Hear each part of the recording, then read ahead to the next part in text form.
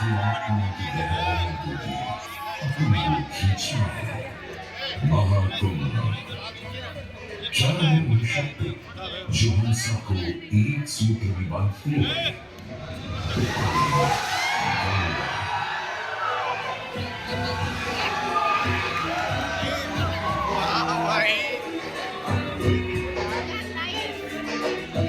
किंतु गंगा क्यों? क्योंकि गंगा कोई नदी नहीं है, आस्था की अविरल तरल धारा है गंगा। विश्वासों की वाणी, संस्कृतियों की सरिता है गंगा। और इस स्थान पर, इस प्रयागों के राज में श्वेत रंगा गंगा का संगम होता है अपनी द्विबहन श्यामल वर्ण यमुना और दृश्य सरस्वती से। गंगा के उद्गम के बारे में जो पौराणिक कथा प्रचलित है वो बड़ी ही रोचक और मनमोहक है। तो आइए क्यों न आज हम आपको गंगा अवतारों की कहानी सुनाएं, दिखाएं।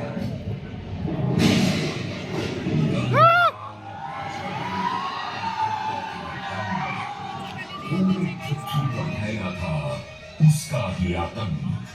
उसके आतंक को रोकने विष्णु ने हरा एक रूप, बावन मूल का बौना बनकर पहुंचे जहां था भूत।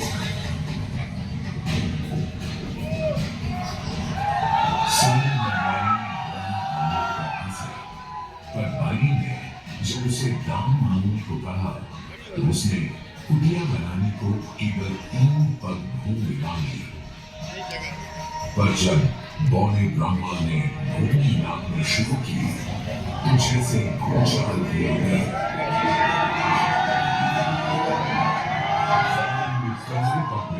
पूरी धरती नाप ली और अगले कदम से स्वर ब्रह्मा जी ने भगवान विष्णु के चरण होकर उस जल को अपने कमंडल में भर लिया। और अब वामन अवतार ने अपना तीसरा पग वहीं के सिर पर रख उसे पाताल लोक भेज मुक्ति दे दी।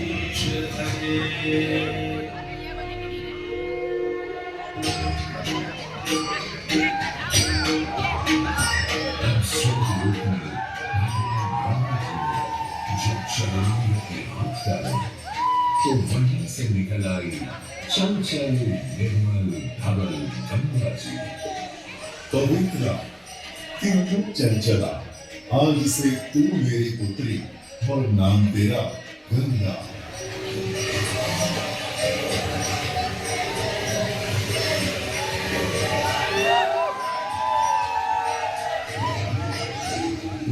कुछ समय बाद सतीर में इक्ष्वाकु कुल के सूर्यवंशी राजा सगर ने सारे संसार को जीतने के लिए एक अश्वमेध यज्ञ का संकल्प किया।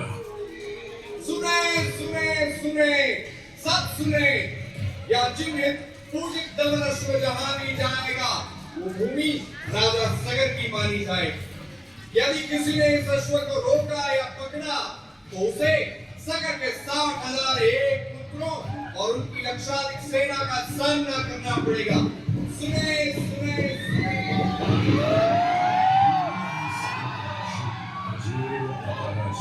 बढ़ता जा रहा था और स्वयं रूप में बढ़ती जा रही थी। देवेंद्र इंद्र की तोड़ डरकर वो अश्व को रोकने की युक्ति लगाने लगे। इंद्र ने राजा सगर के उस घोड़े को छुड़ा लिया और छल से महर्षि कपिल के आश्रम में बांध दिया। घोड़े को खोजते हुए राजा सगर के 60,000 पुत्र महर्षि कपिल के आश्रम में पहुंचे। वहां घोड़े को बंधा हुआ देख क्रोधित पुत्रों ने कपिल मुनि को घोड़ा चोर समझा और उन्हें अपशब्द कहने लगे। वाताल कुमारों, यदि कपिल ऋषि ने खोली आंख तो तपस्वी योगाग्नि से जलकर तुम सब हो जाओगे राख।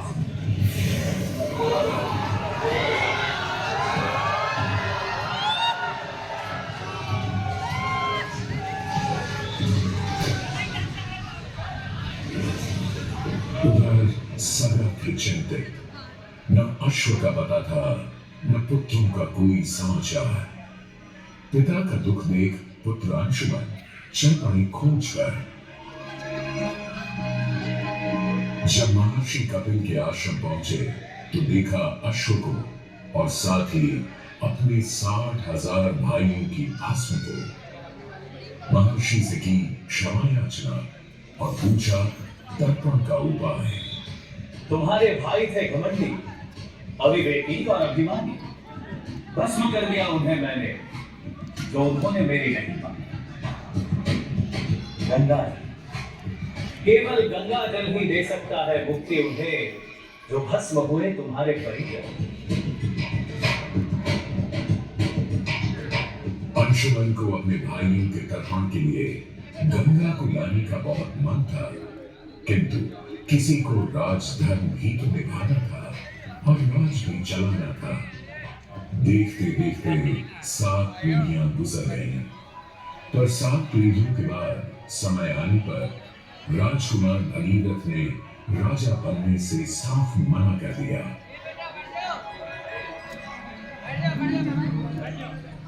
क्षमा कीजिए, क्या ये आवश्यक है कि राजा का बेटा ही राजा बने? मैं कहता हूं और फिर ब्रह्मा से गंगा को मांग कर पृथ्वी पर ले आऊं और फिर